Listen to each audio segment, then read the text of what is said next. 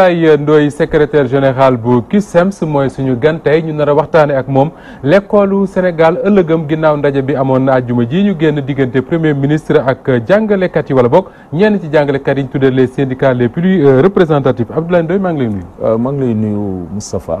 di la gërëm ci invitation bi. di nuyu suñuy militante sympathisant wax di nuyu acteur système éducatif bi yëpp. wala ñuy sori ci waxtaan wi Abdoulaye. ndaje bi ngeen amoon àjjuma ci ngoon seen diggante ak premier ministre li tubaab di wax ambiance climat. ci ban climat ngeen amalee ndaje moomu lu tendu la woon wala waxtaan bu serein. waaw bon dañu daje parce que il faut me rappeler ni. du ay négociation parce que syndicats yi négocier nañ. parce que négocier woon ngeen ba jubóo. négocier nañ ba jubóo. 2011 ñun waa CUSEMS signé nañu protocole d'accord ak gouvernement bi. signé nañ protocole d'accord protocole bi dama ko indaale tey. parce que il faut que waa Sénégal xam lu xew. bii mooy bu 2000. bu 2014 bu 2014. voilà. boo gisee juróom-ñaari membre gouvernement ñoo ko signé. ak les organisations syndicales. ministre bi woon Mansour Sy ne. c'est des accords ministre de l'emploi à l'époque. réalistes fonction publique. waaw et réalisable mooy maanaam lii lu gouvernement bi di xaatim mën na ko. dina ko def. ak askan bi seede 2014. 2014. taxul ñu respecté accord yi. 2015 ñu signé procès verbal. mooy bu ñu defee grève bu metti bi ba ñu signé procès verbal bi. mais lii lu ci bees mooy premier ministre moo jiitee négociation. 2015. ci teewaayu membre conseil économique et social. di doon def médiation. ci teewaayu membre. Assemblée nationale def médiation. ci teewaayu au conseil du dialogue social comité du dialogue social. secteur éducation ak parents d'élèves. protocole ay accord la yu ngeen signé comprendre naa boobu. mais 2015 puisque signé woon nañu accord ba pare lan ngeen doon wut ci daje bi ba premier ministre. non kii procès verbal pour la mise en œuvre. parce que lu ci bees mooy pour nekkal lii. waaw voilà pour nekkal lii lu ci bees mooy. dañ ci def ay date dañu ne.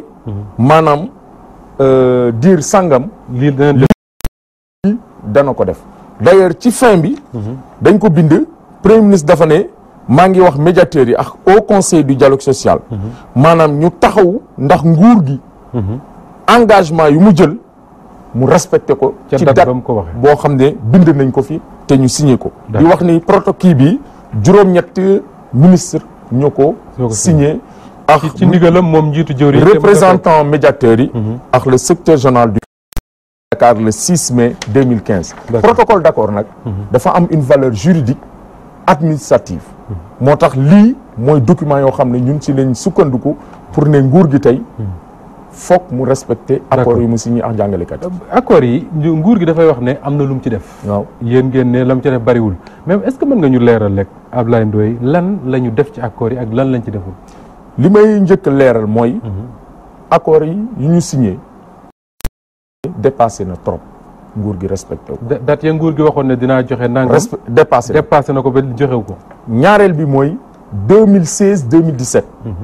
boo gisee grève amul Sénégal jàngalekat yi lu leen neex ak lu leen naqari yëpp dañu toog muñ ko ne comme grève woon nañu kilifa diine yi yëkki seen kàddu yu tedd yi wax ci ñaan ñu déggal leen kilifa aada yi wax ci. waajur yi wax ci ñu déggal leen dégg jooyu ndaw yi élèves yi ñu ne ñun nag même bu ñu amee lu ñu naqari nañ ko noppiwaale toog mais 2016 2017 at bi yëpp benn yoon le comité de suivi de l'évaluation des accords le 6 juillet 2017 lañ ñu convoqué te boo gisee ñu convoqué ñun ñoo taxaw wax ne leen woote leen nag parce que nag comme toog nañu dara amul ñu xool accord yi ñu signé fu mu toll ñaareel bi mooy ren bu école ubbee ñun waa CUSEMS dafa bokk suñuy habitude dañuy bind lu ñuy wax lettre d'alerte mooy yëglu ne premier ministre yaa jiite gouvernement bi lii de ñu ngi la koy bind di la xamal ni poñ yii boo ko saafaree def ci jàmm dana ñëw ci école bi mais boo ko tànqamloo misiba dana am ci école ana poñ yi gouvernement bi saafara ci protocole 2014 bi moo amul saafara. xam nga boo jëlee tey poñ yi lu ci ëpp solo mooy carrière u jàngalekat yi mooy maanaam seen avancement seen intégration ak seen validation lan mooy intégration mooy jàngalekat boo xam ne dafa jàng jóge université dugg école FASTEF am diplôme professionnel ñu war ko intégrer fonction publique parce que day def contractualisation mais nit ki au lieu mu def 2 ans dana toog fukki at kenn du ko intégré te 2 ans la war a defal bu ko defee nag salaire am day plombé wu parce que bu avancé wul salaire am du yokk mais lu ci gën a doy waar mooy tey ñooñu muy professeur contractuel wala maître contractuel ku ci génn àdduna capital décès bi lu ñu lay jox ñaar fukki junni la sa njaboot tumuranke intégration posthume bi di nga ci daw ay at te kenn xamul dossier yi beneen bi mooy jàngalekat boo xam ne dafa âgé buñ ko teelul intégré mun dem retraite te duñ ko intégré te loolu misiba la loolu moo tax ñu ne loolu dañ ci war a taxaw def nañu ay opération coup de poing mais le 19 daje bu ñu def ak premier ministre moom ci premier ministre ci boppam le 19 janvier dafa ne at bii mooy non première rencontre bi 19 janvier dafa ne at bii nañu fexe dossier fonction publique ministère de la fonction publique de la rationalisation des effectifs et du renouveau du service public nañu fexe traité ko mooy wane kon dossier yi bëri na muy syndicat di gouvernement di ministre de la fonction publique kenn mënu la wax ñaata dossier ay junni ñoo fa ne te loolu day plomber carrière jàngalekat yi da leen di démotiver da leen di démoraliser te day am un impact négatif dans la qualité des enseignements. li nga expliqué leer na mais très souvent la nit ñi di wax ñëpp mooy enseignants yi xaalis la ñuy laaj indemnité de logement mais alors li ma bëgg a xam mooy àjjuma bi ngeen dajee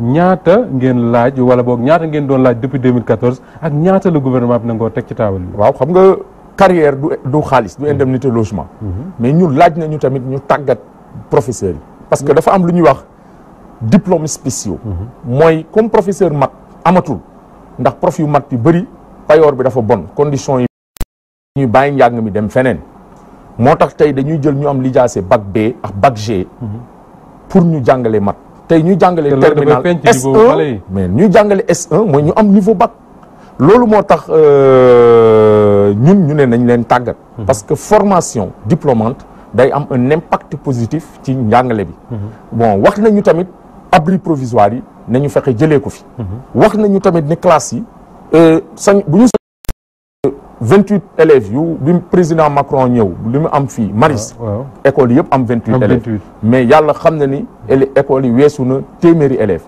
wax nañu tamit dañu bëgg a jumtuwaay environnement parce que qualité enseignement Ablaye waxtu bi dafa gàtt mais ba léegi wax leeral la gooñu ci indemnité de logement si boobu laay mujj maintenant indemnité de logement ñun waa CUSEMS dañu ne alignement de l' indemnité de logement maanaam ñëpp tolloo mooy maanaam ñi am diplôme tolloo la am diplôme parce que fonction publique ci loolu lay doxee. maanaam ku am bac plus 5 ñu yam ak ki am bac plus 5. ki am bac plus 6 yam ak ki am bac plus 6. fonction publique ay hiérarchie la. ay grade la ay corps la. tey boo jëlee jàngalekat bac plus 6. moo kawee mooy hiérarchie A1 ñooñu tey seen ndàmpaayu dëkkuwaay boo ko jëlee. méngale ko ak yeneen da ngay xam ne jàngalekat yi quand même. dañ leen tuutal respecté ñu leen ñaata la am fi jamono ji ñëpp ñooy ki junni ak ñaar ñeneen ñi boo demee dañ ko échelonné da ngay gis bac plus 6 mun nga dépasser sax am 150 000 wala 200 000 parce que gis nañ fi sax indemnité de logement 400 000 mais ñun waxuñu ñu jox ñu lu kenn amul dañu ne yamale parce que dañ ko teg sous l'angle de la justice sociale et de l'équité yaa ngi dégg parce que nag jàngalekat lu ci ëpp ci liggéeyam mu ngi koy def këram moo tax UNESCO nee na jàngalekat bu ñu bëggee njàng mu mucc ayib dafa war am dëkkuwaay bu baax ngeen dajee ak 2014 école yi ngeen signé ñaata la gouvernement waxoon ne dina leen ko jox ci indemnité de logement non 2014 ñun alignement nguur gi bi ñu ko waxee d'accord na ci ak yéen daf ñu ne may leen ma def jàngat mooy étude sur le système de rémunération des agents de l'État mu tànn cabinet d'audit mu tànn cabinet d'audit bi cabinet bi def étude bi mais rapport bi ci boppam ñun gisuñu ko ñun pré rapport la ñu gis résumé bi mais lu ci am solo rapport bi dafa ne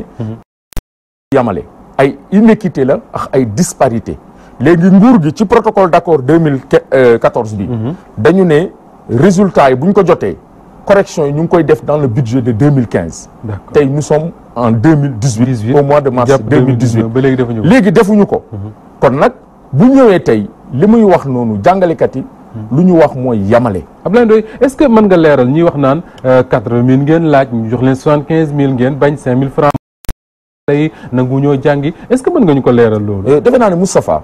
jàngalekat yi ay patriotes lañu. c'est des gens responsables. c'est les soldats du savoir. jàngalekat mënut a taxaw juróomi at muy xeex jàmbarloo ak nguur gi.